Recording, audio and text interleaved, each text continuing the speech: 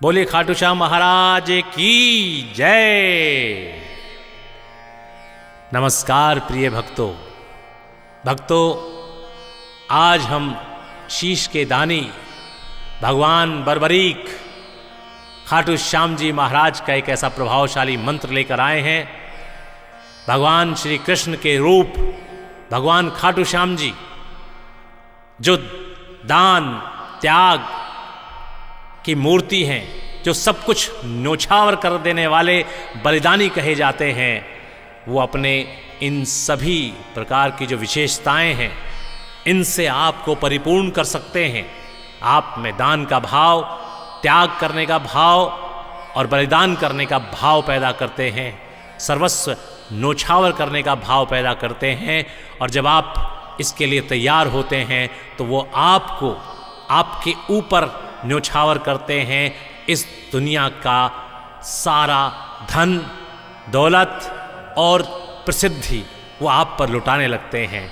वो आपको भी पूर्ण रूप से इस दुनिया का सबसे श्रेष्ठ व्यक्ति बनाने का प्रयास करते हैं। यही है शीश के दानी खाटू श्याम जी की महिमा।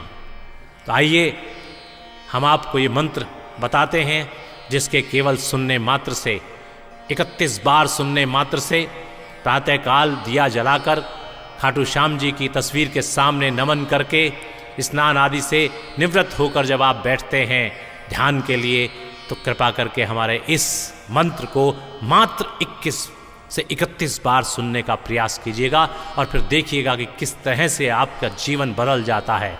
आइए मंत्र बताते हैं आपको। ओम श्री शीश दनेश्वराय नमः। ओम श्री शीश दनेश्वराय नमः। ओम श्री शीश दनेश्वराय नमः। ओम श्री शीश दनेश्वराय नमः। ओम श्री शीश दनेश्वराय नमः। ओम श्री शीश दनेश्वराय नमः। ओम श्री शीश दनेश्वराय नमः। ओम श्री शीश दनेश्वराय नमः। ओम श्री शीश दनेश्वराय नमः। ओम श्री शीश दनेश्वराय नमः। ओम श्री शीश दनेश्वराय नमः। ओम श्री शीश दनेश्वराय नमः। ओम श्री शीश दनेश्वराय नमः। ओम श्री शीश दनेश्वराय नमः। ओम श्री शीश दनेश्वराय नमः। ओम श्री शीश दनेश्वराय नमः। ओम श्री शीश दनेश्वराय नमः। ओम श्री शीश दनेश्वराय नमः। ओम श्री शीश दनेश्वराय नमः।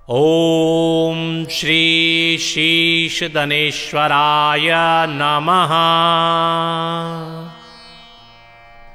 जी भक्तों, ये वो मंत्र है जिसके मात्र 31 बार सुन लेने से आपके अंदर त्याग, दान, बलिदान, इन सब का भाव पैदा होता है। और जब ये पैदा होता है तो भगवान खाटू श्याम आप पर प्रसन्न होते हैं, क्योंकि वो सब यही देने वाले हैं। तो आज से ही आप अपना कल्याण करने के लिए इस मंत्र को सुनिएगा और प्रसिद्धि पाइएगा। बोलिए खाटू श्याम महाराज की जय।